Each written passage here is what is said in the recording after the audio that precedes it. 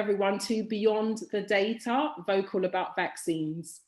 This event has been put together by Croydon BME Forum in partnership with Public Health England and also South West London Clinical Commissioning Group. And the reason that we put this event together was, for one, we've been doing a series of work with various different organisations and bodies with regards to the coronavirus and the vaccines. And also, we actually already run a long-term conditions project in the Croydon Borough, which I coordinate. So it's mainly focused on 3 long-term conditions, which is high blood pressure, type 2 diabetes, and a respiratory illness called COPD.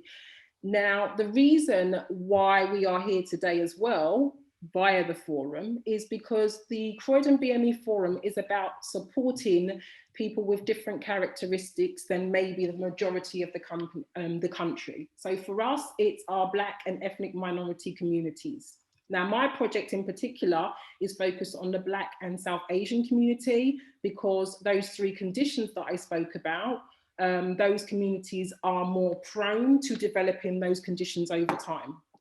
So how that links in with Beyond the Data, I'm going to let Professor Fenton tell you that. But first, we are going to hear from Nena. So I'm just going to hand over first to Epiphany, and she's just going to tell you a little bit about each of our speakers. So Epiphany? Yep, so we're going to start with Dr. Nena Osuji. So Dr. Nena is the medical director, the deputy chief executive, and the Caldecott Guardian at Croydon Health Services NHS Trust.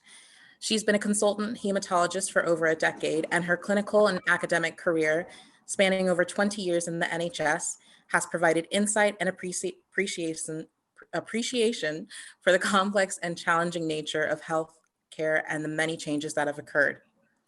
At the heart of delivery is a genuine love of people served and dedication to continuously improve and innovate the care delivered to them at individual and population levels.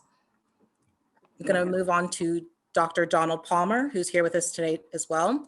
So he is an associate professor of immunology at the Royal Veterinary College, University of London, and honorary senior lecturer in immunology at Imperial College London, a visiting lecturer at Cambridge University and University of East London. So his main research interest is focused on understanding the effect of age on the immune system, and he has published over 50 research manuscripts and written chapters in several books. So Donald is also the current co-founder and the co-director of Reach Society, an award-winning social enterprise aimed at inspiring young people to fulfill their potential. So Dr. Sarah Ann Filson, who's here with us as well, is an infectious diseases and microbiology registrar working at West Middlesex University Hospital. So from February 2020 to March 2021, she worked at Northwick Park Hospital, which admitted a high number of COVID-19 patients from the diverse areas of Brent and Harrow. She graduated from Barts and London School of Medicine and Dentistry in 2013, and since graduating has worked at a number of London hospitals, including the Royal Free, UCLH, St. George's, and King's College Hospital as part of their training.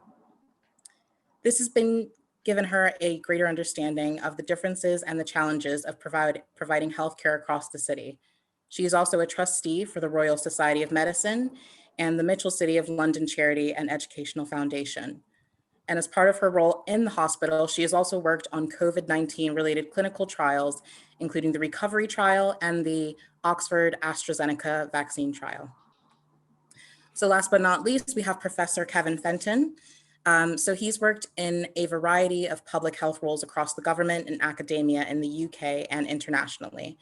He became London's Regional Director of Public Health and NHS in April of 2020. And he is also the statutory public health advisor to the Mayor of London.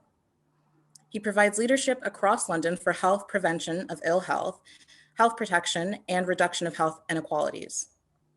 In November of 2020, Kevin was named by Powerlist as the second most influential Black person in Britain for his work leading the fight against coronavirus and his public health leadership on tackling inequalities. In spring of 2020, he oversaw the National Public Health England Review of disparities in risks and outcomes of COVID-19, which included an epidemiological investigation, a rapid review of the published literature, and an extensive stakeholder engagement with Black, Asian, and minority ethnic communities, professionals, faith, and system leaders. The review led to 7 key recommendations which have shaped a more equitable COVID-19 pandemic response nationally and locally. Brilliant, thank you, Epiphany, for that. So that's quite an introduction for each of our speakers, I'm sure you'll all agree. Nena, are you ready to take over? I am, and in such illustrious company, I think I have probably the simplest job. I wanted to share with everyone today sort of not just the numbers, but the stories of our experience of COVID so far. I worked in Croydon. Croydon is an area that serves a population that is diverse in terms of race, but also in terms of deprivation. And so we were hard hit by COVID. And I remember the difference between the first wave and the second wave of COVID, where I would come home and it was a different world.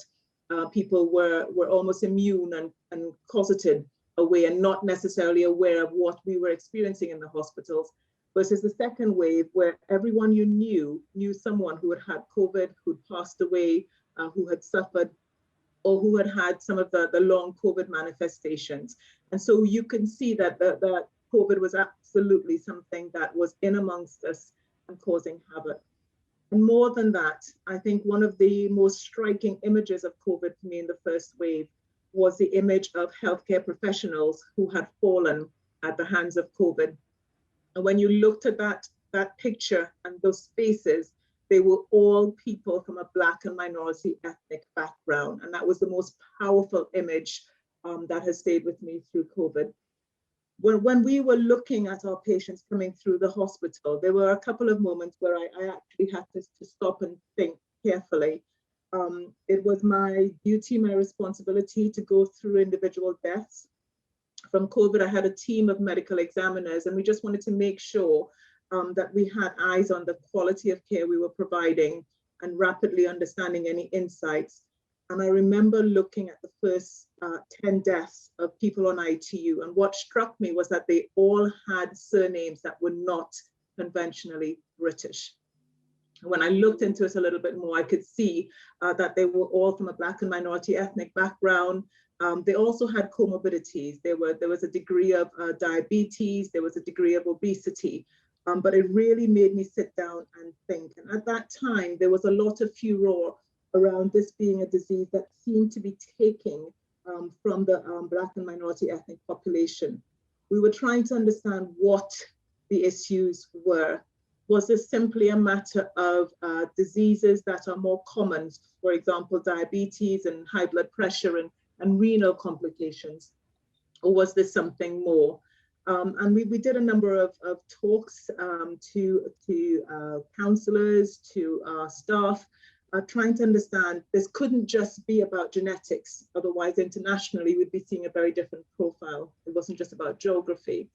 It wasn't just about biology, because I don't think it was completely explained by the comorbid conditions.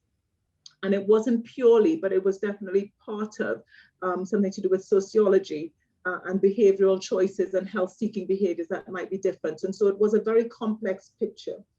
And I will always remember the first time, I always look for data, I'm a scientist. I went to Open Safely, I think was the first publication, that started looking at what were the odds. What were the odds of you getting COVID and dying from COVID if you were older, male, Black, or from an ethnic minority population, diabetic, obese? And we started to understand that independently, each of these factors had an impact on the mortality and poor outcome from COVID. And people have spent time thinking about health inequalities. We've known about it for a long time. COVID did not cause this. It certainly surfaced it, and it has amplified it. And the concern, of course, is that the gap that we know exists will be only widened if we're not careful. I wanted to talk about probably the most exciting phase in my entire career in medical leadership, and that's some of the conversations we've been having with people. because we understood very, very early and very clearly that people were hesitant, people were scared. This was a new condition. It had come upon us very rapidly. The information was coming in droves, and we just needed some time to digest. And at the time in the hospital, the feeling we had was almost building the plane as we were flying in wave one, because we were trying to digest the sheets of information about how we can manage this condition. New drugs, could this treat it? Did this have an impact? The recovery trial, the REMAP-CAP trial, looking to understand quickly what we could do to manage the condition. And when the vaccine came out, that was a huge, huge moment. Now, I will honestly say to you all, I pause. I'm a risk-averse person. And I wanted time to digest the data. I wanted time to understand that this was safe and effective. I wanted to understand why something could be developed so quickly.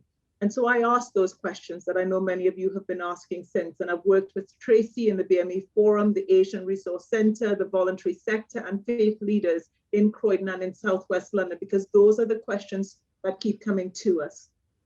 And the understanding very quickly was that the engineering, the ability to create a vaccine like this was something people thought of before. So we had the building blocks ready.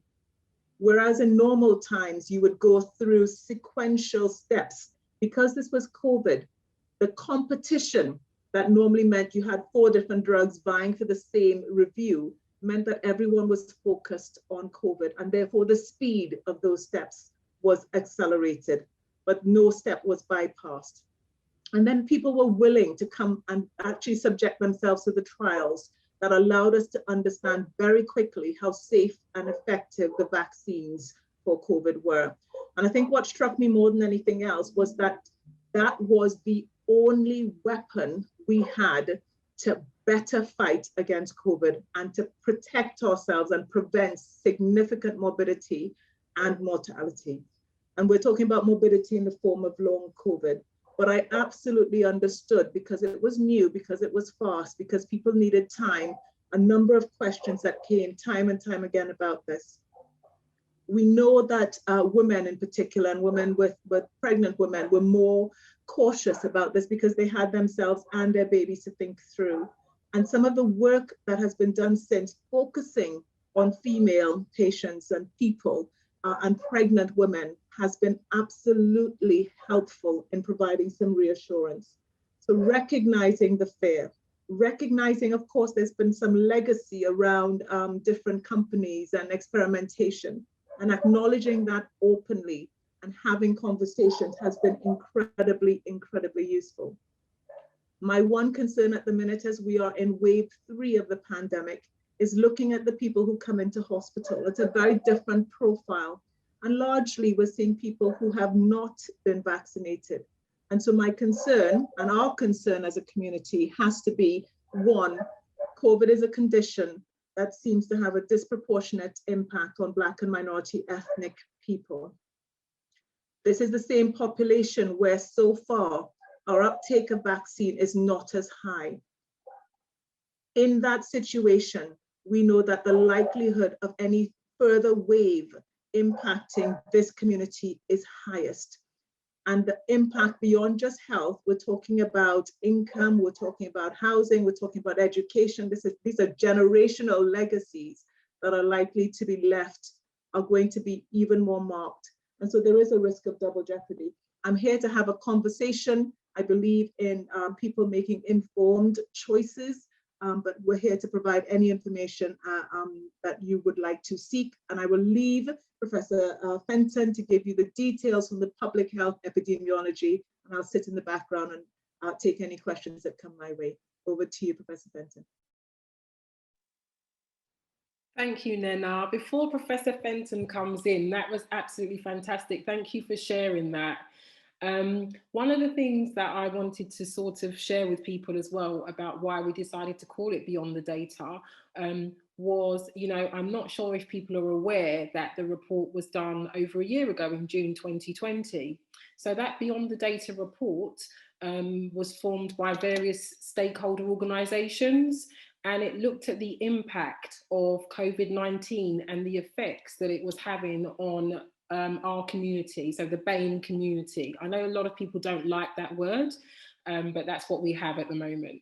So the report highlighted many different areas which Nena has also just mentioned, you know, such as health, education, where our housing, where our communities tend to be more affected and more potentially deprived. So this is why we thought it was so important to bring the public health team to you today. And we're now going to hand over to Professor Fenton. But before we do that, I'm going to try and do a quick poll just to sort of see where people have come from today. So this will be really quick. It should come up on your screen. So hopefully you guys can see that. So could you tell me which borough do you live in? Which borough have you come from today? If you can just click on your screen and then it should come up. Can people see it? Yeah? So if you can click on the screen and share which borough you are from, and just to let you know that this information is anonymous and confidential. So please don't worry about it being seen by anyone. I can't see anybody actually putting anything in. Are people actually putting things in? Brilliant. Okay, so I'm going to end it now.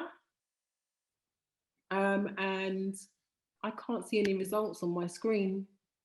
Can anyone see the results? Yeah, we can see it here, Tracy. Ah, brilliant. So I can't see them, but you can. Great. Okay. Yeah. Thank you, Andrew.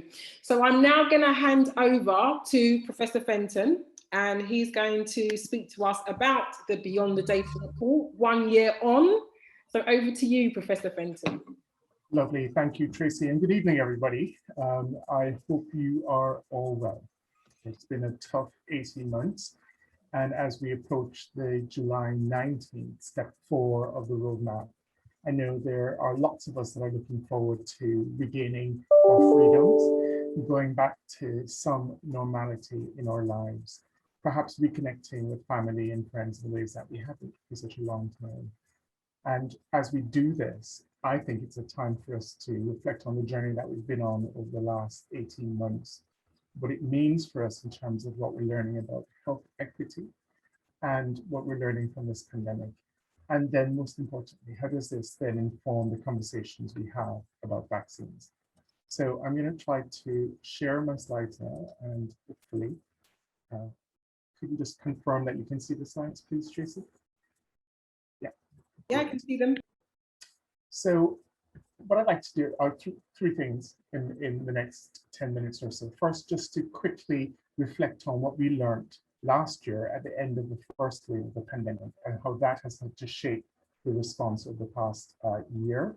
Second, I'd like to reflect on where we are with vaccines and why inequalities that will first manifest, as you heard from Dr. Nena, in wave 1 of the pandemic have continued throughout those inequalities and manifested itself in testing, contact tracing, and the vaccines.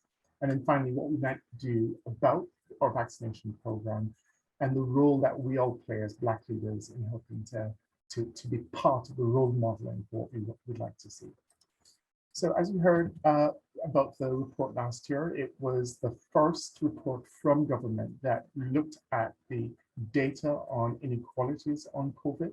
And at that time, remember, we were looking mainly at hospital admissions and the impact of COVID on severe disease and death. And we integrated that with a report which looked beyond the epidemiological data to understand the context, the stories, the narratives, the reasons why, and the hopes and dreams of communities that were going through a very disproportionate pandemic at that time. So the data, many of you are aware, it really confirmed that we were seeing inequalities across a range of characteristics by age, by sex, by the region of residence, by race, ethnicity, and by your social and economic status. And it also confirmed that if you had conditions such as obesity, as well as other clinical long-term diseases, you were more likely to get severe disease and death. So some of the key findings are highlighted on this first slide, which just shows that disproportionate impact. And in the first wave, remember that we were seeing the risk of dying if you were Black and in London being 2.5 to 3 times the risk of white residents within the city. And for Asian communities in London, we were seeing nearly twice the risk. As we learned in the second wave in December and January, we also saw this disproportionate impact, but not as severe as in the first wave. In that first report, we were also able to listen to the stories of our stakeholders who were able to unpack some of the social and structural factors which were driving the pandemic. And at that time, from our stakeholder engagement activities, we learned about the importance of long-standing social and economic inequalities and how that had placed communities as a disadvantage as they entered the pandemic and as COVID became established. And for that reason, we really need to look at the social and living conditions of communities. We needed to be honest about the impact of income and poverty. We needed to understand vulnerable communities and how we protected them moving forward. And all of this would require a systems level approach. Through the stakeholder engagement, we learned about the importance of risk of exposure to COVID and the importance of people working in frontline roles and key workers. In wave one, public transportation, and you remember the images and the stories of people who worked in public transport and the risk that they had. People who lived in overcrowded and multi-occupancy households and how that affected their risk, as well as the importance of risk assessments. We learned in wave one and through this report and the work of people at the front line about the importance of understanding factors which increase the risk of complications and death from COVID, and the importance of timely access to services, especially for our communities, multiple long-term conditions, and mental health, even in the first wave, as being a factor that increased risk and complicated how people were able to access services or take up preventive efforts. And this report was the first report from government that really laid bare the role of structural factors in driving risk in the pandemic, whether through stigma, fear, and mistrust of government and services, or through systemic racism and discrimination. And the report called for cultural competence, better access to preventive services, including PPE for minority staff, addressing stigma and fear, presentation to services, and of course, how this is all framed in the media. And then finally, from the first report and throughout the year, communities have always been clear about what they need to build resilience and to respond to this pandemic. They asked for cross-government action, which was culturally competent, really focused on helping communities where it matters most. They asked for government and partners to act now and not to delay actions to prevent the impact of subsequent waves. There's a clear ask for better data, more research, and investing in and supporting the role of community assets. So these asks have been true as we've gone through the pandemic. Now, a lot has happened over the past year and a half, and this epidemic curve just really shows COVID-19 hospitalizations in the city. We've gone through 2 waves, and the good news is even though rates are increasing at the moment, you can see at the right-hand side of the graph that the impact on hospitalizations is nowhere near where it was previously. And this is the power of the vaccines and the power of the vaccines to uncouple infections as well as hospitalizations and deaths.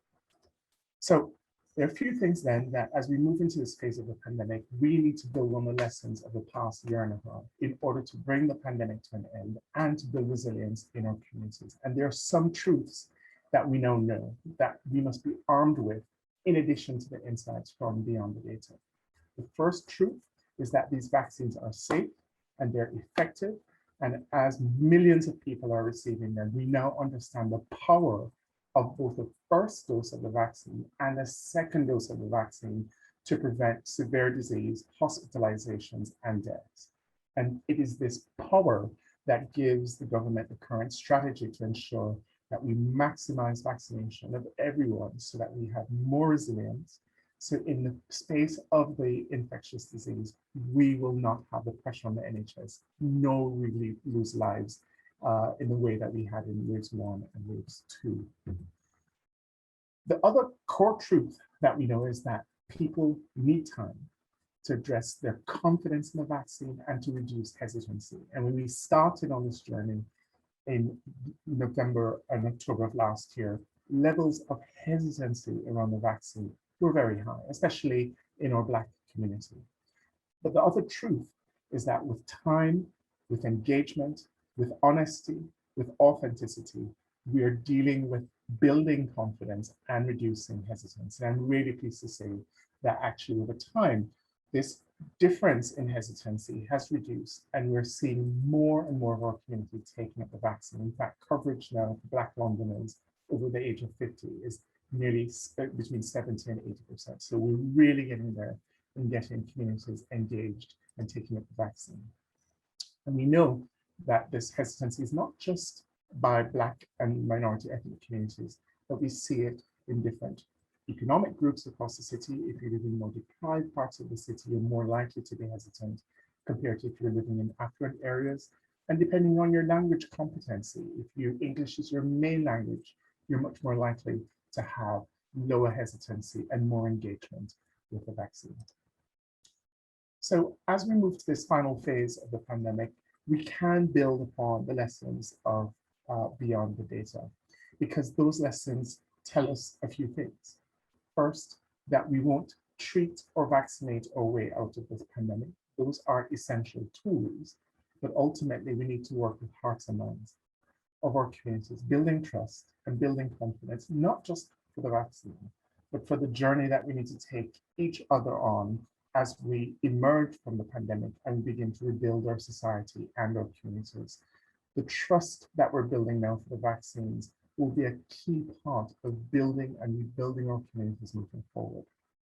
Second, the insights that we have now and the commitment that we all have to addressing inequalities, we can never roll that back, because we now understand whether you're a politician, a doctor, a community worker, a member of the public, we have seen inequalities and what inequalities do to our communities. And there is now leadership commitment from the Prime Minister straight across to leaders of every walk in life to address these inequalities and to look at it much more differently. And third, by thinking about it's not health or the economy, it's not health or wealth, but the pandemic has really shown that health is an asset that needs to be invested in, and it should be an asset for all of us in order for us to return to economic productivity and to ensure we have strong and resilient communities. So I think that is the third key lesson emerging from this pandemic. So as we move into this new phase, preparing for the autumn and winter, it is the investment not only in the COVID response, but what we do to tackle other health conditions, mental health, and to build social well-being for communities that will be important. So Tracy, with that, I'm going to end there, and I'm looking forward to the discussions this evening. Thank you. Thank you so much for that, Professor Fenton.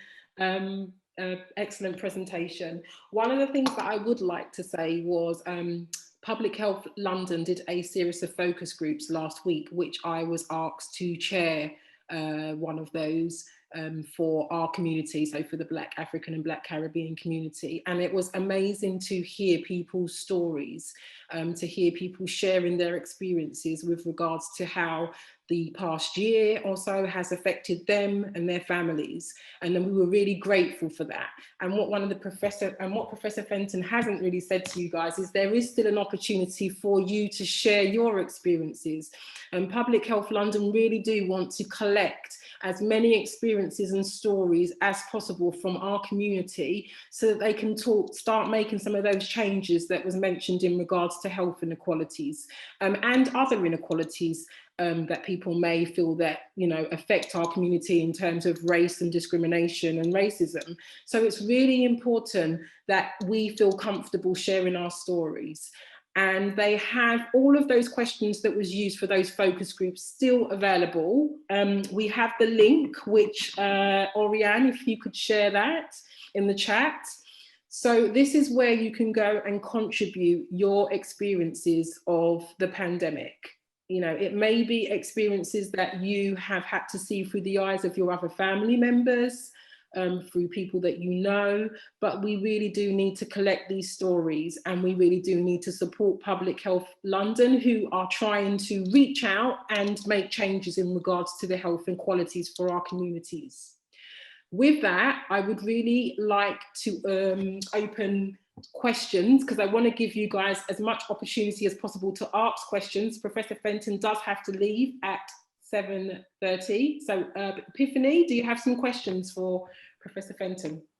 Yeah, so I think I'll start with ones that are focused on the report, so the Beyond the Data report. So the first one that I have here is, the report says, quote, "The evidence describing risk of severe COVID-19 is mixed. More high quality research is needed before any conclusions can be reached.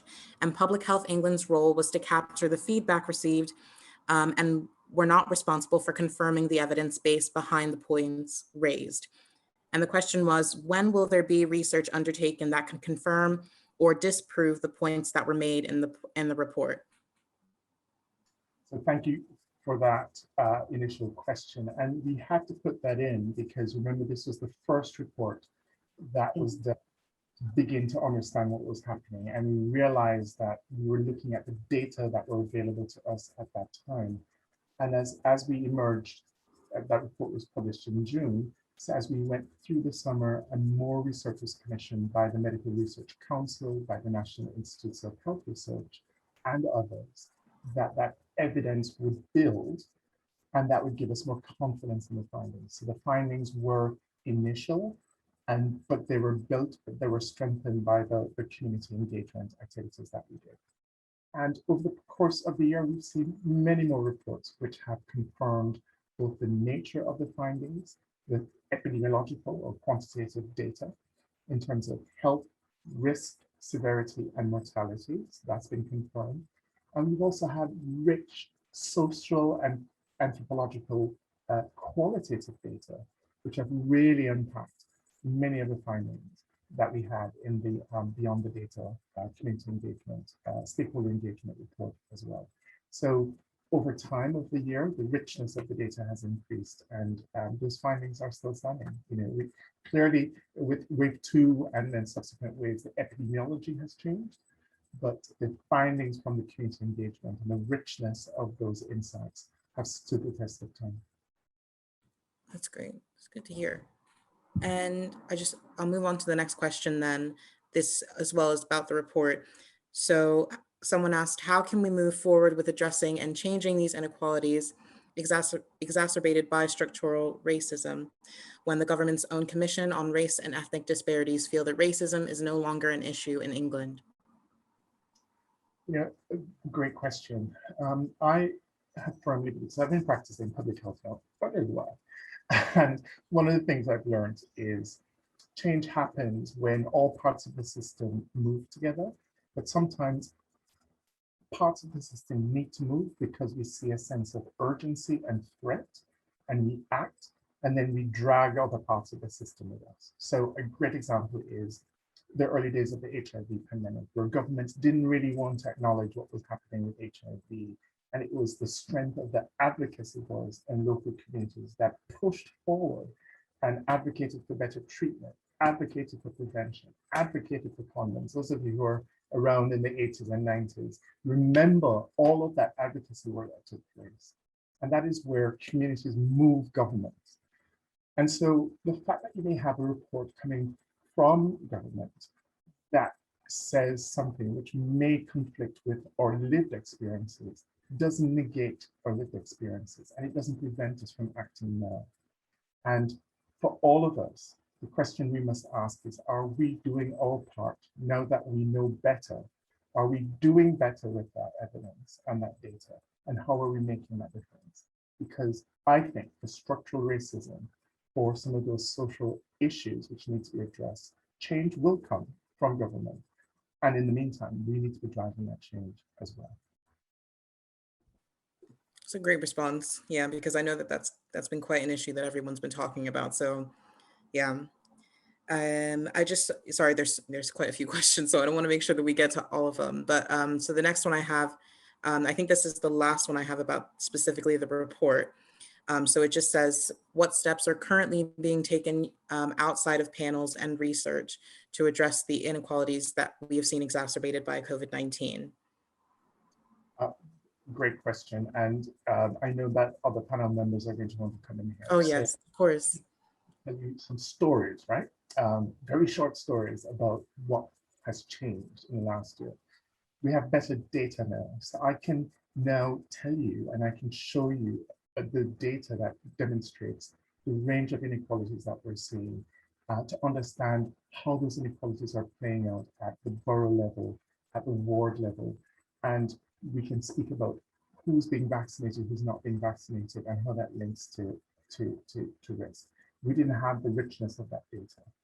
We have better tools now in terms of communicating and engaging with communities. So you look at posters, you look at resources which are engaging communities on COVID, and you can see people that look like us. You see languages which are different from English. You see voices and hear voices now in the fight against COVID, which are not white and British, which we had a year ago. And that has changed. That's fundamentally changing how we're engaging it. And you see this most with the vaccination program.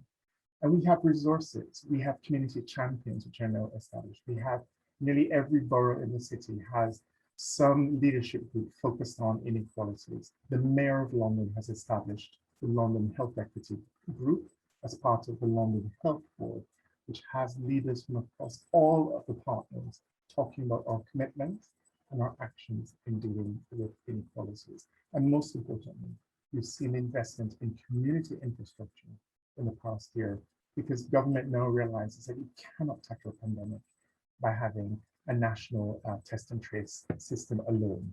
You need the power of community organizations to invest in and to support community engagement. Now, the challenge that we all have is ensuring that these infrastructures are not removed when the pandemic ends, but that we use this to really tackle other health issues moving forward. And that's where your voice as advocates is critical. So particularly personally. And I definitely want to open it up to the other doctors on the panel if you want to add anything to that answer as well. It's always a bad thing to follow after Professor Fenton. I think that was a comprehensive answer. I would probably, I think the role of advocacy and role modeling is hugely important. The power of our voices and our silence, where we exercise that, hugely important. I think that the vehicles we have created should be used moving forward to talk about other conditions and to keep that dialogue going. And dialogue is two ways. It's the listening as well as the informing. And lastly, just to speak about the fact that some of this is being built into the infrastructure of how we deliver healthcare. So if we look at the long-term plan, for example, and we look at the expectations of systems for recovery, making sure we have a lens that tells us, even as we raise the bar, if we're widening the gap, has been absolutely built into the way we look at our data, the way we look at our recovery. So the expectation is now part of the health infrastructure, and we need to make sure it stays there. I just want to make sure that there's no other questions related to specifically the report. If anyone else has any, you're more than welcome to take yourself off of mute and ask as well, because we'll get onto the questions about the vaccine in a minute, but I just want to make sure before. Yeah, is everyone okay? Anyone? Okay. Thank you so much for answering those questions so far. I'm just going to do another quick poll, and it would be great if you guys could answer this one. No, we've done that one. Stop sharing that one. Okay. Sorry, I need to bring up the next poll. It doesn't seem to want to bring it up. Apologies. Okay, I'm having a bit of problems with my poll, so I will try and come back to that in a minute. Okay. But I did want to ask a question to Dr. Palmer, a question that a lot of our community talk about the immune system and us protecting our immune systems in other ways other than the virus. So I was wondering if Dr. Palmer would talk a little bit about that. Oh, you're on mute. Good evening, everyone. So the question is around our immune system and being immunologically fit. Now, it's really important that we do have a healthy immune system, regardless. But I think we need to think not just about COVID, which I know is the center of attention, but what we should really think about is the role that vaccines play per se, right? So allow me just to elaborate a little bit, because I think it's important we remember this. Now, we have an incredible and powerful immune system. But unfortunately, for some of us, how we generate what we call that response can differ. Some of us will make a very quick response. Some of us will make a response, but it will take time. So what you have, if anyone gets infected with any microorganisms, the bugs, there's a balance that has to be played. Is how quick that microorganism will grow inside your body in comparison to how quickly you can make an immune response. So there's that balance.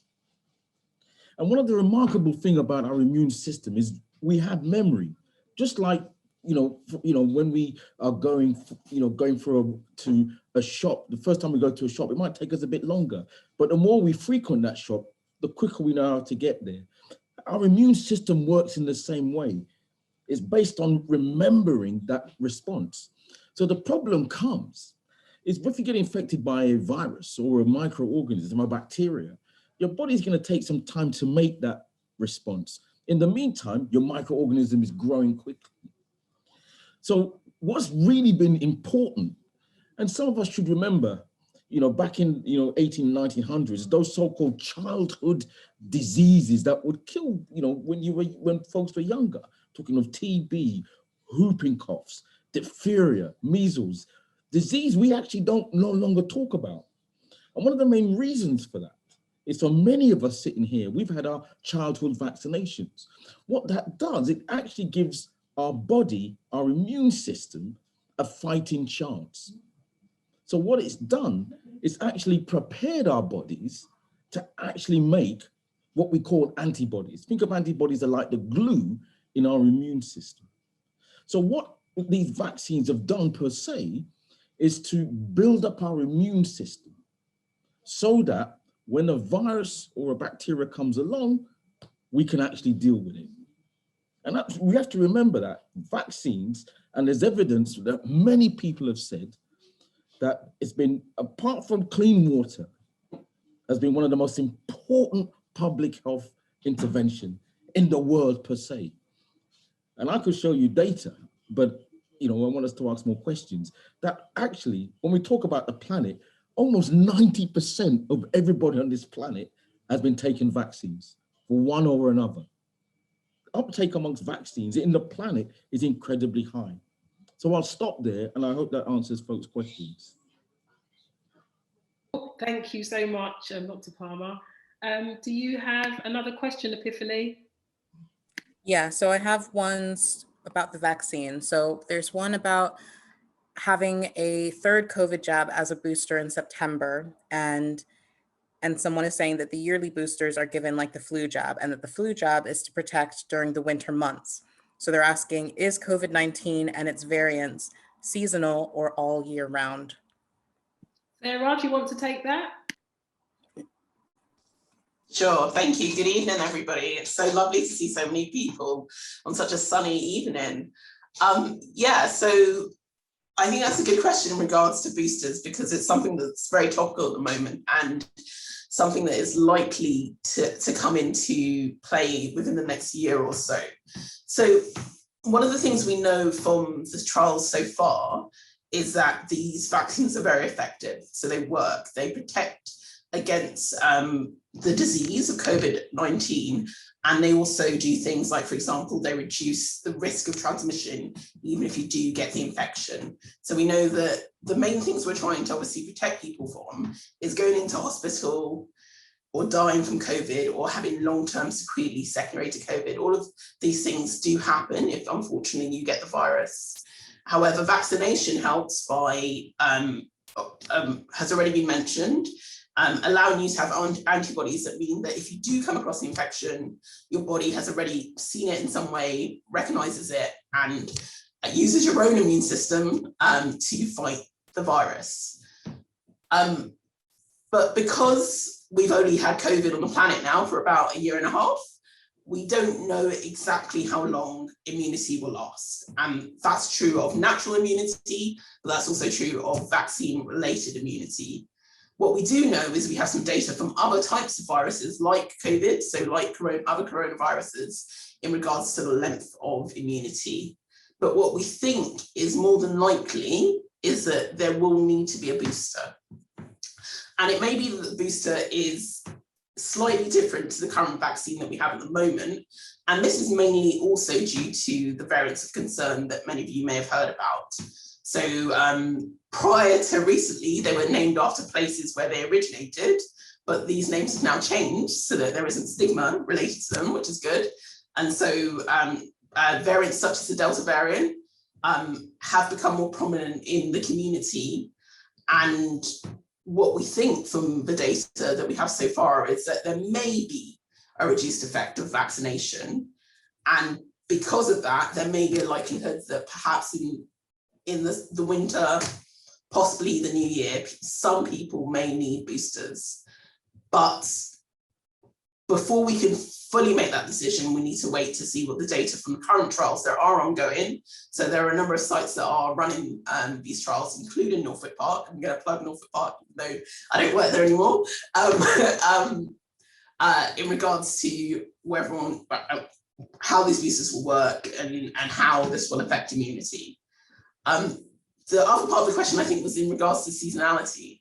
And I think that's an interesting question in regards to COVID, because often when we think of respiratory viruses in general, we think of them as being mainly viruses that you see in the winter. So generally, we see a lot of flu in the winter, we see RSV in children, we see rhinoviruses, the common cold.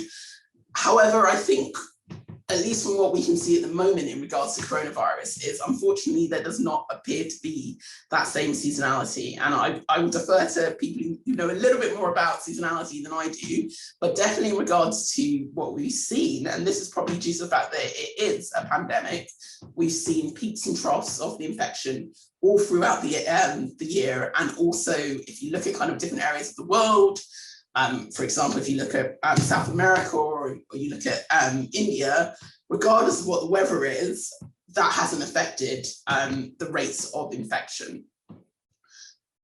So that would be my answer in regards to seasonality. So I hope both of those answers were helpful. Yeah. No, definitely. And I'm just gonna move on, if that's okay, Tracy. Yeah, go for it. Yeah, so then there was also another question about mixing different vaccines. So is that a good idea, considering the reactions that some people in the populations experienced, for instance, blood clots, Bell's palsy, and death? I'm happy to start.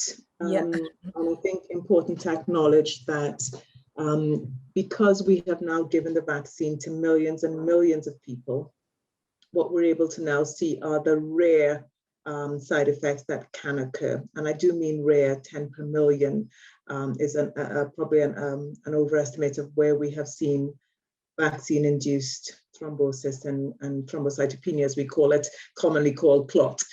So I think that that's why we've started to see that. I think that the one thing I would absolutely commend the system for doing is maintaining vigilance. And we still have to maintain that vigilance. So we continue to monitor people who have had vaccines. We continue to look at what combining vaccines can do in terms of effectiveness. And so there's still work that's being done in trial form to understand from an efficacy and a safety point of view. There's a logistical question here, which is it's easier to plan to administer vaccines in pairs, and so you can plan your supply. So that's one element. The second element is it's easier to understand if you're having a side effect to a particular brand of a vaccine, if you've had the same brand twice. That's a second element. It's easier to also look at the research we've had so far, which is about giving the same brand of the vaccine twice. And that's a third argument. Moving forward, when we see the data coming out of the vaccine mixing trials, we'll be better able to understand that question. And I think just linking back to the question Sarah has answered, when we look at what boosters may need to look like, they may be different from what we had originally, in part because we're going to get the answers from the trials, but also because we'll be looking at what the variants of concerns are doing. So this is a moving picture. This is one where we're continuing to maintain vigilance, and that's right and proper. And at this minute in time, the advice is very much have the same vaccine as you had for your first shot the second time round. And they're very, very rare circumstances. And those are in discussion with specialists where we may need to think differently. Okay, so I think I have another question here about kind of, I guess, how the vaccines actually work and mRNA and everything like that. So someone's asked, if the focus of the vaccines are on blocking the COVID-19 virus, then won't our immune system be weakened against other future unknown viruses because our cells are only focused on recognizing the COVID-19 one? No, all of it's a resounding no from everyone. Okay. Let me answer that. Yeah. Just to put it in context, in sense that how do your body work and how your immune system works? Every day, cells are coming out of your bone marrow. Every day, and every day, these cells are actually recognizing or designed to recognize different molecules. Every day, you are making new cells. And so people have looked at this and recognized that, and you have to remember, in most moments in time, you are actually fighting off an infection. You don't even know it because your body is actually working and actually destroying microbes. And we know this. And I'm not talking of one or two, I'm actually talking of millions every day. It's a remarkable immune system. So you are producing, every day, millions of different types of cells that are rare to make an immune response. And your body is able to cope with a wide variety of immune responses at any one moment in time. I thought this was quite, sorry, go ahead, Tracy. No, I was just going to say thank you. Go on. Yes, thank you. And there was quite a good question here as well about if there are any other research projects focused on alternative ways to tackle the pandemic for those who can't or will not take the vaccine. Maybe I'll come in here and I could also say goodbye as well, Tracy. Oh, yeah. The most powerful and effective tool that we have to address the pandemic is going to be the vaccine, but you're absolutely right. Some people may not be willing to take it or ready to take it. And what I would suggest is that prevention remains key, and the basics of prevention have remained true since the beginning of the pandemic. So hands, face, space, so keeping your hands clean, avoid touching your face, ensuring that you're wearing facial coverings so you protect yourself, because coverings are effective in preventing you, if you're infected, from transmitting to others, but they also work in reducing risk of you becoming infected as well because of aerosol transmission. And space, social distancing wherever possible. So those remain key. In addition to prevention, ensuring that you are managing any medical conditions that you have and that you're taking your vitamin D, being physically active, managing your weight, because we know the risk of obesity with severe disease as well. But we also know that conditions such as diabetes, heart disease, can complicate your clinical course with COVID if you become. So as a clinician, as a public health doctor, my first recommendation will always be to get the vaccine because it's safe and effective. But if you're not willing to do it, think about prevention, manage your health, and take care of your well-being as well, and being very, very vigilant, especially now when rates of infection are so high. So Tracy, with that, I'm going to say goodbye and thank my fellow panel members for your leadership and for all of you for your work. We have a little bit longer to go, but together we'll be able to do this. So Thank you so much for your time, Professor Fenton. Take care. Bye-bye. Bye-bye. Okay, great. We still have Dr. Nina Asuji, Dr. Donald Palmer, and Dr. Sarah Ann Filson with us. So questions, Epiphany, do you have some more questions? I do have a few more, yes. So these are kind of, I guess, less complicated ones. So someone's asking, does the vaccine prevent you from getting COVID-19? And if you're vaccinated, can you carry the COVID-19 agent without affecting your body, but then passing it on to someone else? Good questions, both of them. So the COVID vaccine reduces your risk of having COVID and reduces your risk of transmitting COVID. Nothing in life is 100%, but the rates that we're talking about in terms of effectiveness are well over 90% for people who've had both vaccines and 2 to 3 weeks after their second vaccine. So significantly reduces your risk, both of having an infection and having a severe infection and transmitting the infection. Thank you. And also there was someone asking about, I guess, how the vaccine works, and if you're able to just give kind of a description about how it actually, I think you've done this a million times, Dr. Nena. So yeah, if you could just go over it again and just explain how the vaccine works, that would be great. I was actually thinking, I'm in the presence of Dr. Palmer, an immunologist. I feel I should defer to him.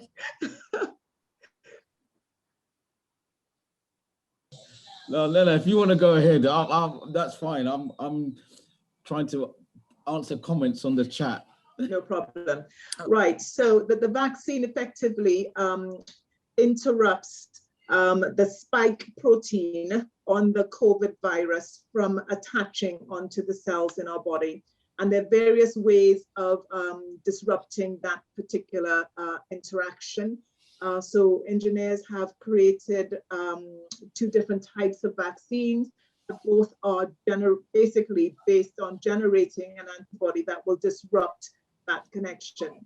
Thus far, the vaccine is known to be effective against the variants we have seen, because most of the mutations that have occurred largely on that same spike protein.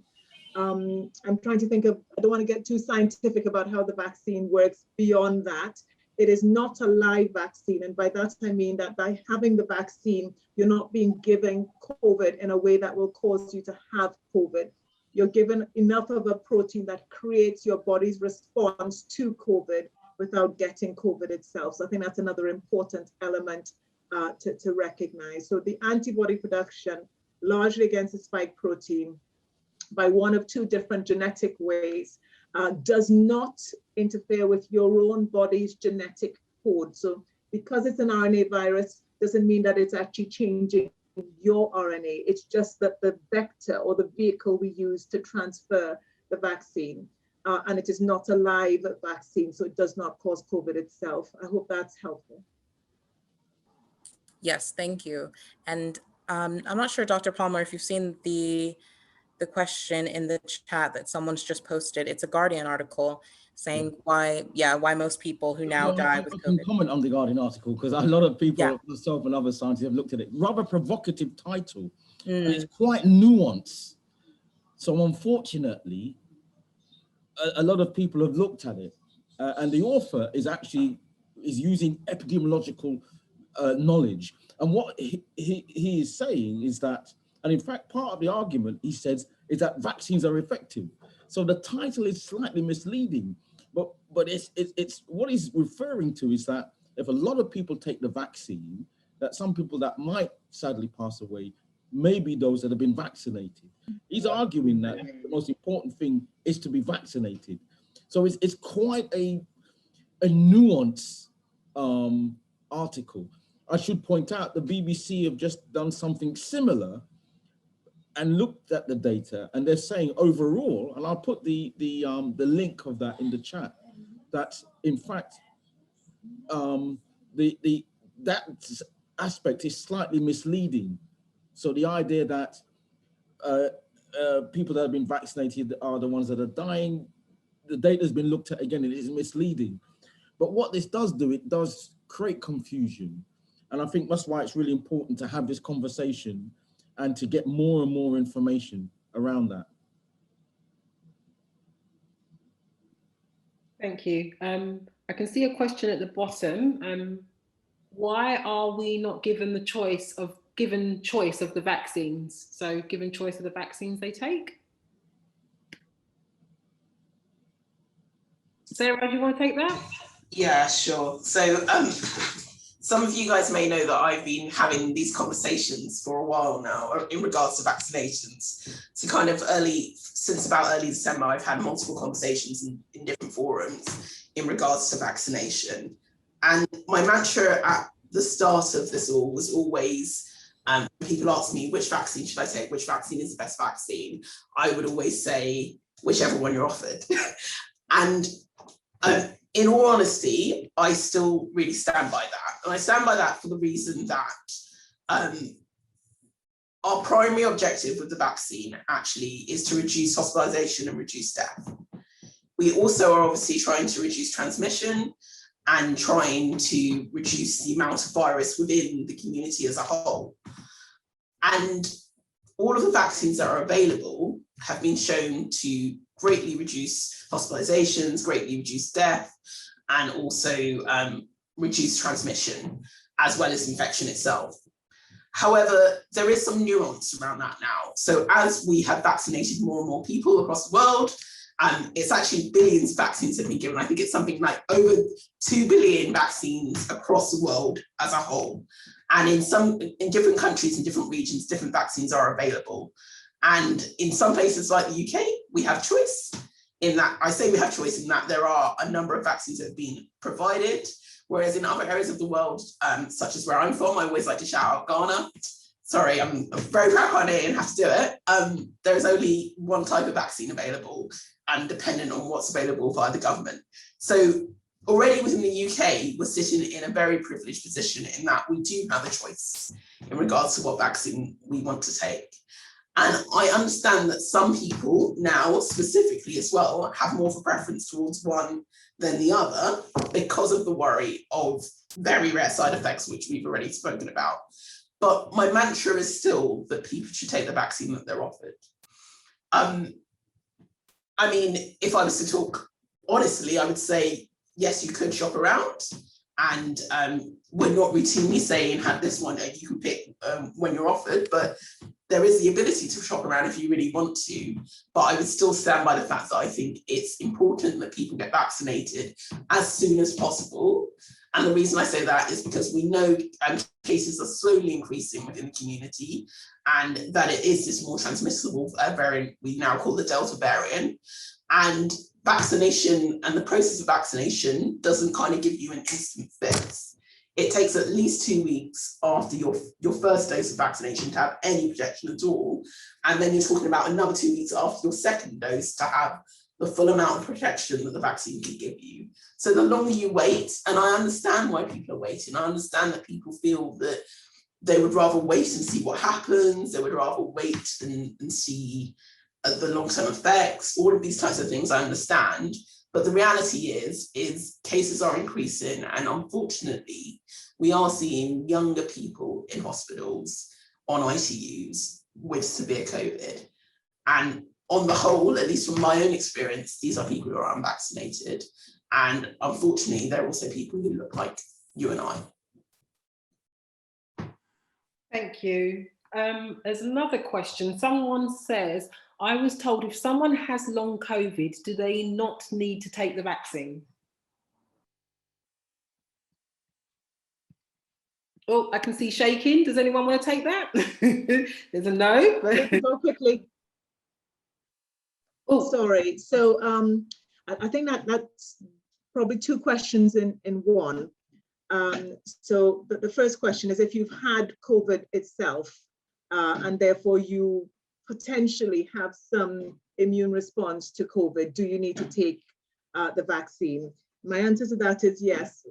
And that's because we know that we are providing protection not just against the variant of COVID you had, but against other variants as well. So yes.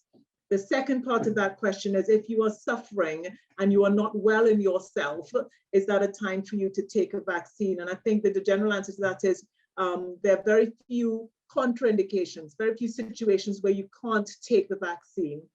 And they normally amount to if you are systemically unwell. And by that, I mean that you have a fever, you are unable, you're less than at your peak. So if you have long COVID with symptoms that are manageable, there's no reason you cannot take the vaccine. And if you've had COVID, there's no reason you should not take the vaccine. So I hope that answers both elements I think I heard in that question. Just before we move on to the next question, Tracy, I just want to encourage people that if you do want to say your question out loud or unmute yourself, you're more than welcome to. Do people know how to use the reaction function? You can raise your hands and then we will unmute you. So if anyone wants to ask a question direct to one of the panel, I'm just scanning up and down. I can't see anybody yet. Is everybody, anyone? Everyone's gone a bit quiet. Yeah, everyone. Okay, so I was just looking through to see if there were any more questions. So someone was talking about, and then I answered that one. Okay, so I think most of the questions have been answered. So if anyone does have any questions, or I can just ask plenty of questions on your behalf, but if anyone does have any questions that they would like to ask, please feel free to unmute yourself. I think there are a couple of questions that have just come up in the chat that I'm happy to answer. Okay, go for it, Sarah. So let's have a look. So one of them was about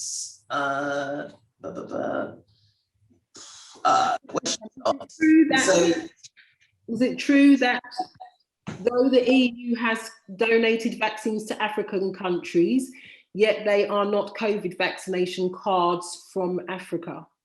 Oh, not accepted. Yeah, so I'm happy to answer that question in regards. So it's a question essentially about vaccine equity, which is one of my my passions, I should say. So essentially, just a little bit of context in regards to this. So many people will know that obviously in regards to the procurement of vaccines, unfortunately what happened very early on in the pandemic is countries within the Western world as a whole procured a lot of vaccine to ensure that they had enough vaccine for their own populations. What this unfortunately meant was that there were certain other areas of the world, such as sub-Saharan Africa, where vaccine was not made easily available and they weren't able to procure masses of vaccine for themselves. And so what then happened kind of earlier on in this year is a program called COVAX, in which vaccines made primarily in India by a generic institute called the Serum Institute, which actually makes quite a lot of vaccines for the developing world at a very reasonable price. Not plug, just the truth. Were made available to sub-Saharan Africa under this program called COVAX. So this vaccine is essentially a generic version of the AstraZeneca vaccine, which we received within the UK and within Europe. Now, what has recently come to light in regards to this is that the EU are currently working on a system by which they will give people electronic COVID vaccine cards. And what this will mean is that people will be able to travel more freely and use this vaccine card or pass in regards to travel around the continent. By the continent, I mean Europe. However, what's stipulated by this vaccination card process is that the vaccines that are recognized are only ones that are regulated and approved within the EU. It's worth noting that the US are likely to do something similar in regards to vaccines that are only recognized by the FDA. So currently that would also exclude the AstraZeneca vaccine anyway. But what people are most up in arms about is the fact that essentially the AstraZeneca vaccine, which is essentially what's being used in Africa, will not be recognized under this because it's not made within the EU to the same standard as the AstraZeneca one. It is still made to the same standard, but it's made by a generic company. And this is obviously unacceptable.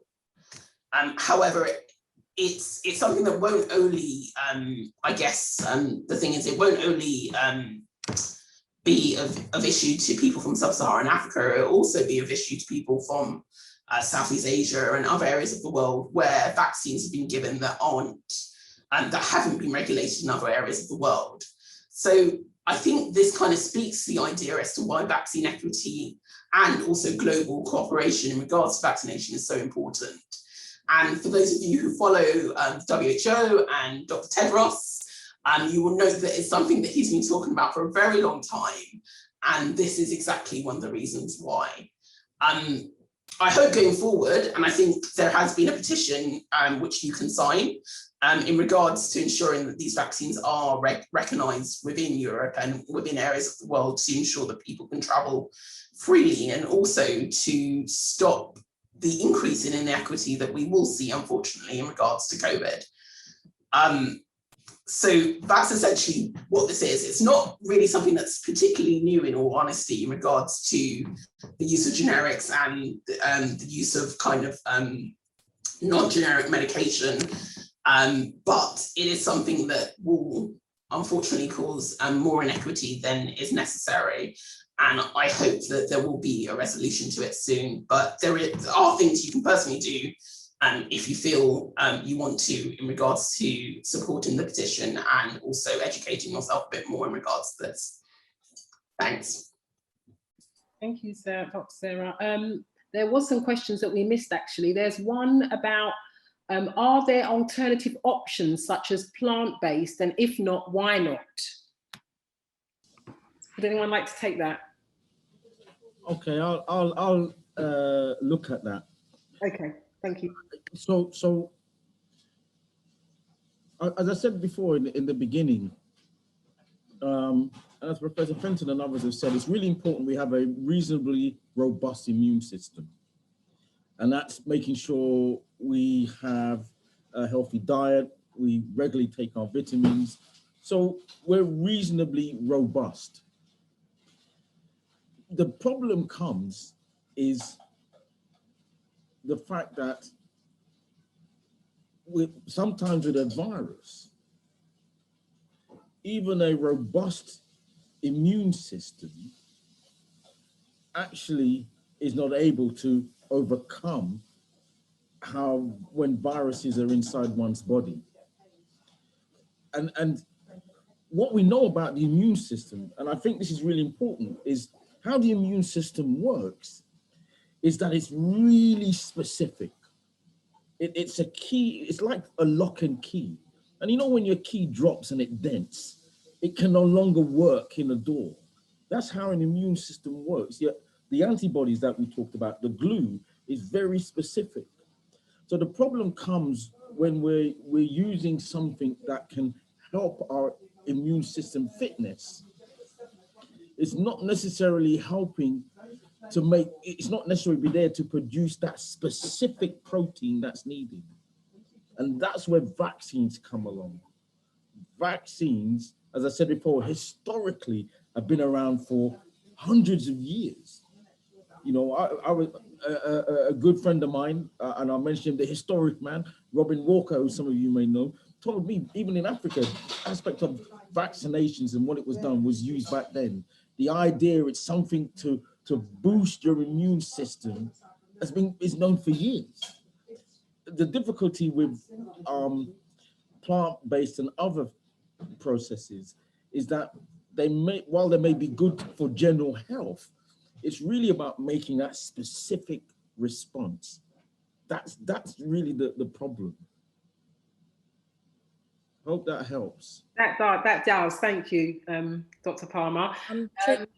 Sorry, I know that there were two people that had their hand up, so I think it was Lola and Stella as well wanted to say something. So Lola, do you want to go ahead or take you off mute? Okay. Yeah. Thank you. I think with my question, it's really, I keep hearing the percentage of Black and Asian minority who are not taking the vaccine, and we're labeled as anti-vaxxers.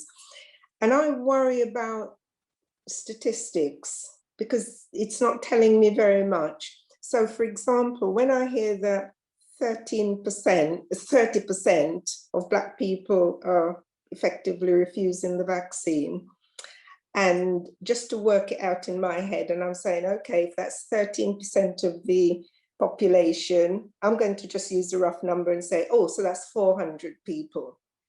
And then I hear, oh, 6% of white people are not taking it. And I think, oh, so that's probably 2,000 people. You know, if 2,000 people are spreading or infecting or whatever, surely if you use percentage, it's not telling you the story. There's still more of that community that's causing the problems. And I just find it, I worry about the way it is presented, because I think it is used in a way to make things sound bad on our community. Lola, I remember you well. Lovely to see you again.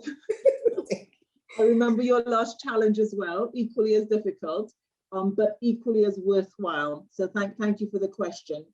And you're right. I think perhaps that the title of tonight's conversation is helpful. It's beyond the data. And I think it's not just about absolute numbers or percentages. There is something about a disproportional impact on people who are not vaccinated and also more likely to do badly from COVID. I think that's the message. Yes. And while 6% of 2,000 may be greater than the 30% of 100, actually, when you look in hospitals, and I will never forget my ITU nurse, a beautiful young Black woman who I was walking down the corridor. This is after wave 1. And she spontaneously burst into tears. She said to me, Nena, when I looked around my unit, all I could see were people who looked like me. So those 2,000 people may all come into hospital, but it's the 100 people who will end up on ITU more likely dying. And that's the conversation we need to have. And the second bit is, I think it is important, because my learning from conversations like this is that they're not necessarily anti-vaxxers. There are a lot of people who have genuine questions that need to be answered. There are a lot of people who want a bit of time to digest the information. There are a lot of people who are scared because this is all new. There are a lot of people who are being influenced by those they love, who genuinely believe they're giving the right information. There are a lot of people who have trust issues with organizations and institutions, and that's all very different from a targeted anti-approach to vaccine. That's the community we've been speaking with, and I have a lot of respect for the questions and the suggestions and the thinking that is still coming, which is why I will always say I want to have a conversation. I want to inform. I want to answer questions and myself learn a few questions as well. And I want to give people time, but not too much time, because I think I was listening to the other question around when to have this vaccine. And there is something about you understanding for yourself and your family and your community. This comes back to herd immunity and how we impact others, the risk and the benefit. And looking at the risk in terms of the fact that the number of cases is going up, that the transmission of the variant we know about is going up. If you have comorbidities, if you're diabetic, if you're obese, if you have hypertension, you're more at risk of a poor outcome. You may be the main carer for your family, even if you don't have a poor outcome from COVID in terms of passing away. If you get long COVID, what is the impact on your family as a whole?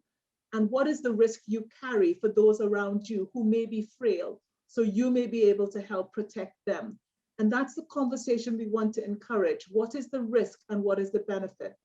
And the last part of that equation is, what else is there now that can better protect you from something that is clear and present and known to take lives and known to do so more so in our communities.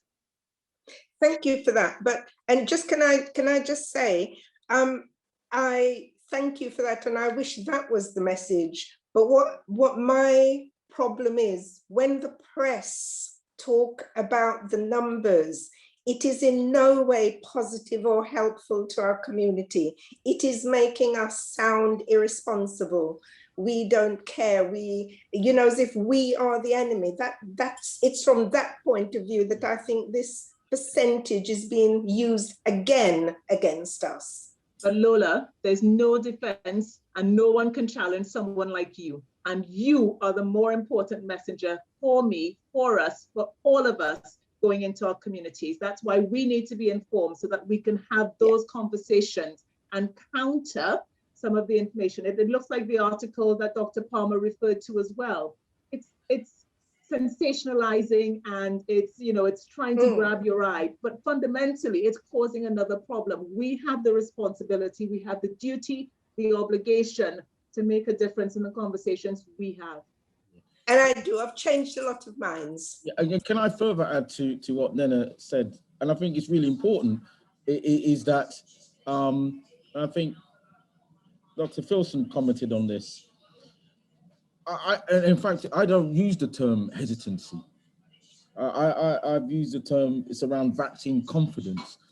And the community, remember, taking a vaccine is voluntary. And everyone is within their right to question. So regardless of what the media might say. And don't forget, not wanting to be political, but I'll be political with a small p, the media has always portrayed Black people in a negative light. So it's not just about the vaccine. But more importantly, our concerns are legitimate. And so I think it's right that the community does ask questions to say, well, because of the history of medical racism, that still persists. So it's very important we ask questions. I think what's important, however, and this is the other point I want to make, is that, and it's nothing to do with anti-vaxxers, but it's more important that we are discerning about the information that we receive. Because what I think is happening, and some of my colleagues have been investigating this, is that anti-vaxxers are actually targeting our legitimate concerns. And that's what I'm worried about. So our concerns are legit. Historical racism, the issue that occurs amongst Black women and pregnancy, very much needs to be addressed. But I'm concerned that people are using our concerns to fuel a propaganda. And some of the messaging about not taking the vaccines have come from establishment that don't necessarily care for the likes of us. I'll try and be as careful as I can in using the language, but be careful of the sources, because I've investigated some of them and you'll be surprised where they've come from. But our concerns are legitimate. And I should also point out, our community have looked at this, and this is something I spoke with Dr. Filson when I first spoke to her at the start. In December, there was a lot of concerns. And what you do see is every day we're having a conversation, and more people, I think, are reasonable folks. They'll look at the information and then make a decision. And we are seeing that happening. So rather than the negative, I'm actually saying that the numbers are increasing because we are looking at the data, we're looking at the information, and people are saying, yes, I see this. And then I'm making a decision based on informed information. So I'll stop there. Can we have that last question, Epiphany, and then we will need to end because we're coming up to 8 o'clock. Thank you so much, doctors, all of you, for your fantastic answer to the questions. Epiphany, who was the last person? Are they still here? Sorry, I was muted, but yeah, it was Stella. Stella? Sorry, let me just unmute you. You should be able to. There we Hello. go. Hi. Yeah. Thank you all, doctors and everybody, for your very important information. I have a problem with my left arm. I took my second vaccine on the 7th of April on the same hand. Since 7th of April up till now, I get pain and a tingling effect right from the back, down my arms, all down to my palm. Then my fingers and my palm, they get numb. And I get this about 7-8 times in a day. So I need help, please, and I need advice on what to do. It lasts roughly every 3 minutes. It lasts every 3 minutes. Okay, does someone want to take that? Please. Stella, firstly, I'm sorry to hear that you are struggling. Very bad. I think implicit in your question was this as a consequence of the second dose that you received? I'm not able to answer because I don't know your special circumstance, and I think this is a question that needs to be addressed directly with your GP, possibly referring you to a specialist such as a neurologist to investigate further. I think I can't discuss your personal details online, but I think certainly I would want, given the degree of discomfort you're describing, I would want you to go and see someone and describe it further, and discuss it further rather. And sorry, just to put one little component in there, because it's a needle we're putting into our arms, where we put it can sometimes impact some of the side effects which are local that we experience.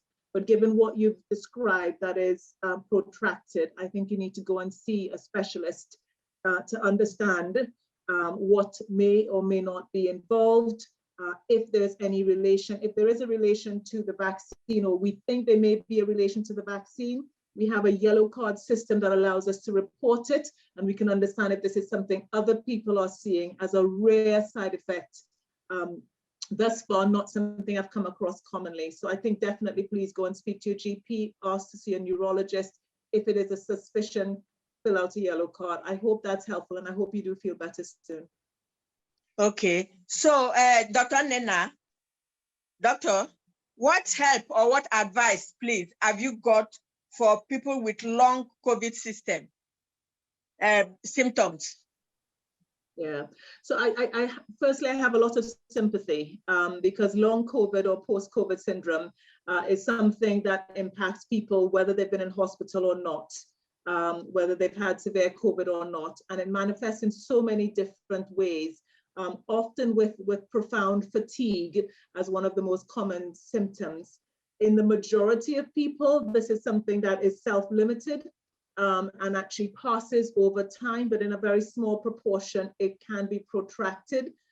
We have put up a number of specialist clinics in Southwest London that can help you to deal with the impact of long COVID. And I don't just mean your physical health. I'm also talking about your mental health. I'm also talking about your well-being. I'm also talking about the social impact of having this on you and your life. So if you want to speak to your GP, or direct whoever it is to their GP, if they have protracted symptoms, we have specialist clinics in Southwest London that they can be sent to for support in a holistic and overall way. Yeah, I'm very, very sentimental. I'm very emotional about this COVID because my husband died of this COVID. He died in my arms in Lewisham Hospital last year. See, I was with him there 2.5 weeks, sleeping on the couch in Lewisham Hospital. So, by the grace of God, may so rest in peace in Jesus' name. And people are wondering how I survived it. You see, we are always together, always 24/7. So, people are really wondering, but it is by God's grace, and may my good, handsome, caring husband so rest in peace. So I'm very, very sentimental, very emotional when I hear this word, COVID. I call it Koro. I call it Koro Wahala. So that's my take. I'm really very, very, very emotional about this COVID. Thank you so much. Stella, I'm so I'm so sorry. I really am so sorry to hear of your husband. I'm incredibly proud of you sharing that story, and for what you've been doing since around the vaccine as well. So God bless. Take care. Yeah, thank you so much for sharing that. We really do have to go because we've come to the end of. Thank you, doctors. You've done fantastic. Yeah, thank you so much, everybody, for your good work. God bless you all. All right, thank you, Stella. Yeah. So thank you so much, everyone, for joining us this evening, and mostly thank you to our panel of doctors. We have gone over time, so it's 8:05, so we do have to end the session. We are going to have more Beyond the Data vocal about vaccine sessions. They may operate in a slightly different level. I was looking at long-term conditions and the impacts that they can have potentially in terms of people from our communities developing catching the virus and the impacts that can have on long-term health. So that's, look out for our future events. Thank you so much to the panel. Thank you so much to the audience for giving us your time this evening. We wish you a good evening. We hope everybody remains safe and healthy, and whatever decision you make about the vaccines, we hope you feel that this evening you go away better informed about the vaccines and also the Beyond the Data report. All right, thank you everybody so much for your time. Take care. Thank you for the professionals as well. All right, everyone, bye.